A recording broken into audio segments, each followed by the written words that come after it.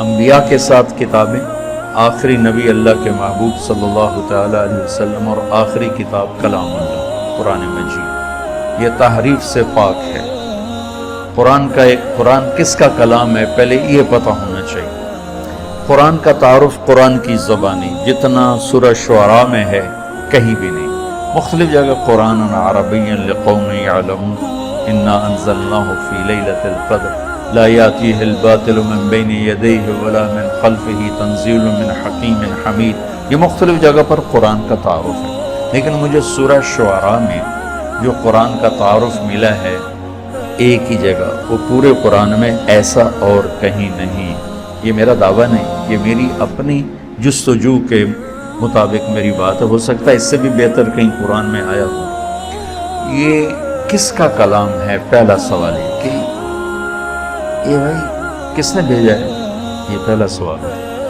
تو اس کا جواب ہے وَإِنَّهُ لَتَنزِيلُ رَبِّ الْعَالَمِينَ۔ انہو کہ تمہارا شک دور کرنا چاہتا ہوں کہ یہ بغیر شک و شبہ کے آسمان والے کا اتارا ہوا کلام ہے، اور رب العالمین کے ساتھ کلام والے کی ہیبت کو ذکر کیا گیا ہے کہ کلام والے کی ہیبت نہ ہو تو کلام کی ہیبت کیسے ہوگی؟ جب وہ کہنے والے کو نہیں جانتا تو اس کے کہے کو کیسے جانے گا؟ جب وہ حاکم کو نہیں جانتا تو حکم کو کیسے جانے گا؟ حاکم کی عظمت حکم کی عظمت پیدا کرتی۔ میرا بھائی تھا نشتر کالج میں کارڈیالوجی کے وارڈ میں سیکھ رہا تھا، 2-3 ڈاکٹر نوجوان بڑے خوبصورت لمبے چوڑے سب کے اونچے اونچے قد آپس میں باتیں کر رہے تھے۔ ایک چھوٹے سے قد کا آدمی آیا، بے روبا سا، میرے نزدیک وہ انتہائی بے روبا آدمی تھا، اور تینوں ایسے ہو گئے۔ تو مجھے خیال آیا یہ ضرور ان کا ہیڈ آف دی ڈپارٹمنٹ، ورنہ ان تو ویک کے بندہ ویسے ہی آ کے تھپڑ مارا میں دل نہیں کرنا۔ تو جب وہ چلا گیا تو میں نے طاہر سے پوچھا یہ تمہارا ہیڈ آف دا ڈپارٹمنٹ؟ کہنے لگے ہاں یہ ہے۔ کہ میں نہیں جانتا تو میں کہہ رہا ہوں پتہ نہیں چپڑا سی کتوں اندر آ گئی، اور وہ جانتے ہیں تو وہ ہل گئے۔ جتنا ہم لوگوں کی عظمتوں کو جانتے ہیں اتنا اللہ کو جانتے تو قرآن ہمارے دل کے اندر اتر جاتا۔ حاکم کی عظمت کے بغیر حکم کی عظمت نہیں، تو وَإِنَّهُ لَتَنزِيلُ رَبِّ الْعَالَمِينَ الحمد للہ رب العالمین وقضی بینہم بالحق وقیل الحمد للہ رب العالمین۔ یہ رب العالمین کا کلام ہے، کل کائنات کا شہنشاہ، جس کا علم کامل ہے۔ یعلم ما یلج فی الارض وما یخرج منها وما ینزل من السماء وما یعرج فیہا۔ کائنات کا ذرہ ذرہ جس کے سامنے کھلا ہوا ہے یہ اس رب کا کلام ہے۔ اس کی طاقت کیسی ہے؟ ان القوۃ للہ جمیعا، پوری طاقتوں کا مالک۔ اس کا ملک کیسا ہے؟ قل ان الامر کلہ للہ، اس کی طاقت، اس کے ملک، اس کی قدرت کیسی ہے، اس کی بادشاہی کیسی ہے؟ قل اللہم مالک الملک۔ اس کی تدبیر کیسی ہے؟ یدبر الامر من السماء الی الارض۔ اس کا انتظام کیسا ہے؟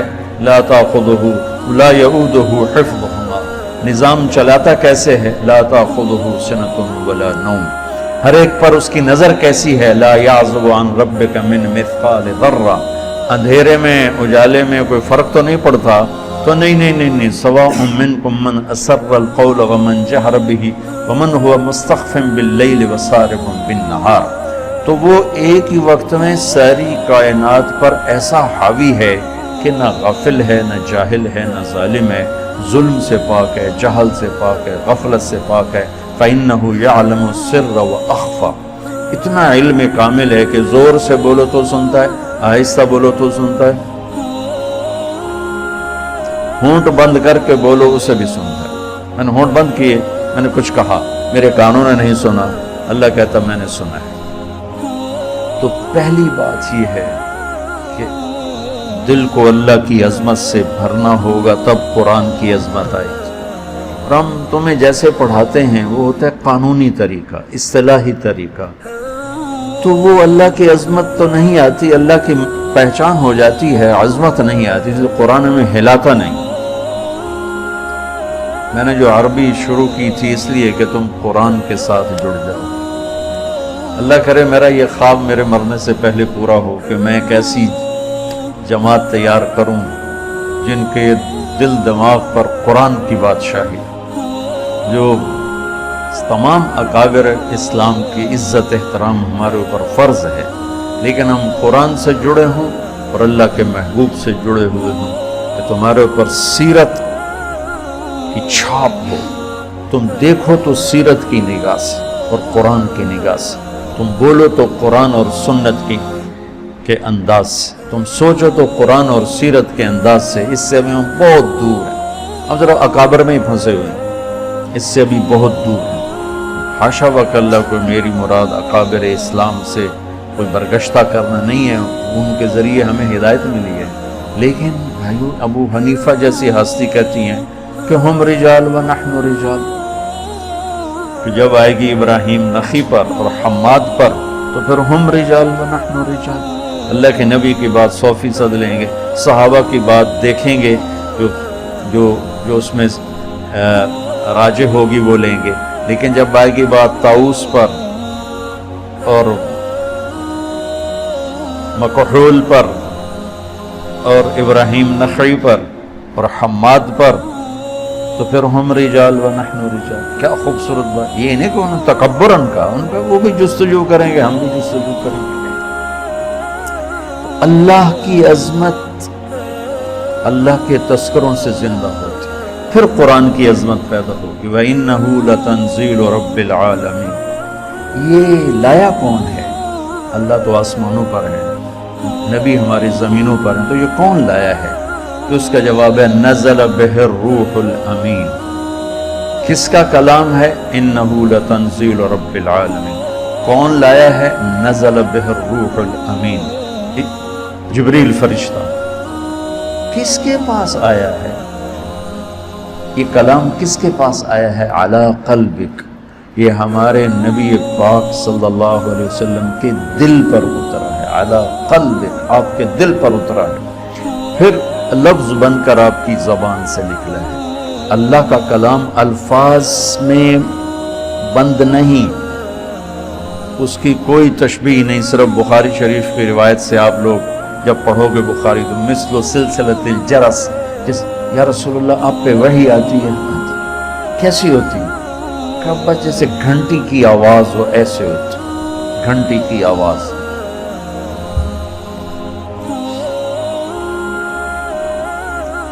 پھر جب آپ ہوش میں آتے ہیں تو وہ الفاظ بن کر زبان پہ آتے ہیں۔ یہ اللہ کی زبان سے تورات نہیں نکلی، اللہ کی زبان سے زبور نہیں نکلی، اللہ کی زبان سے انجیل نہیں نکلی، آسمان پہ لکھوائی گئی کتابیں اور اتار دی گئی۔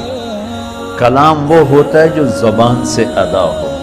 قرآن میرے رب کی زبان سے نکلا ہوا کلام ہے، اور کائنات کے بنانے سے 2000 سال پہلے نے پورے قرآن کی تلاوت فرمائی، پورے قرآن کی تلاوت فرمائی۔ سبحان اللہ، پتہ نہیں کیا وہ انشاءاللہ جنت میں سنیں گے، اللہ ایمان کے ساتھ لے جائے تو جنت کی سب سے بڑی نعمت وہ اللہ کا دیدار ہے اور اللہ کے زبان سے اس کے کلام کا سننا ہے۔ جب جنت کی حوریں بھی گانا سنائیں گی، ساز بجے گا، جنت کے درخت ساز بنے۔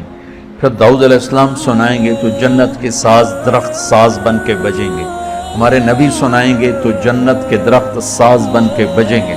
جب اللہ پردہ ہٹائے گا، اپنا دیدار کرائے گا، اپنا کلام سنائے گا، پھر درخت بھی سنیں گے، نہریں بھی سنیں گی، دریا بھی سنیں گے، پتہ بھی سنے گا، تنکا بھی سنے گا، جانور بھی سنے گا، پرندہ بھی سنے گا اور آپ بھی سنیں گے۔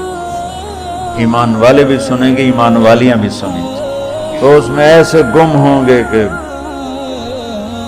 انہیں جنت کی یاد ہی بھول جائے گی۔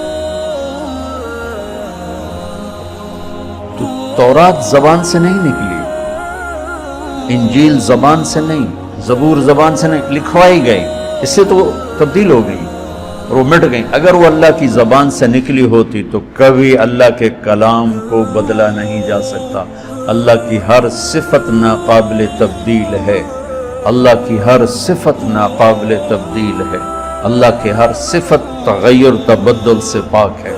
قرآن چونکہ اللہ کی زبان سے نکلا ہوا کلام ہے، اسے بدلنے کی لاکھوں کروڑوں کوششیں کی گئیں، کوئی کامیاب نہیں، کوئی ایک کوشش کامیاب نہیں کہ یہ میرے رب کا کلام ہے، علی قلب، میرے نبی کے دل پر اترا ہے۔ آخری سوال، کیوں آیا ہے؟ کیوں آیا ہے؟ لِتَكُونَ مِنَ الْمُنذِرِينَ۔ سبحان اللہ۔ انذار کیا ہے؟ آگے ایک زندگی آ رہی، اس زندگی کے بارے میں خبردار کرنا کہ دیکھو بھائی وہاں بہت بڑا نفع ہے، ہمیشہ کی زندگی جنت، وہاں بہت بڑا نقصان ہے، ہمیشہ کی زندگی آگ۔ تو قرآن کا مقصد ہے زندگی کا طریقہ، وہ طریقہ بتانا، خبردار کرنا۔ کس چیز سے خبردار کرنا؟ زندگی کے اس طریقے سے خبردار کرنا جس پر چل کے ہم سب دنیا میں بھی سکون سے رہیں اور جنت میں بھی کامیابی کے ساتھ پہنچ جائیں، جس طریقے پر چل کر دنیا کی مشقتیں اور دنیا کی مصیبتوں سے بچیں اور جہنم کی آگ سے بچ کر جنت میں جانے والے بن جائیں۔ قرآن اس لیے آیا ہے، ان ھذا القرآن یہدی للتی ہی اقوم۔ بہت سے رہبر بیٹھے ہوئے ہیں یہاں، تو قرآن، اللہ کہتا ہے کہ قرآن وہ رہبر ہے جو سیدھا راستہ دکھاتا ہے۔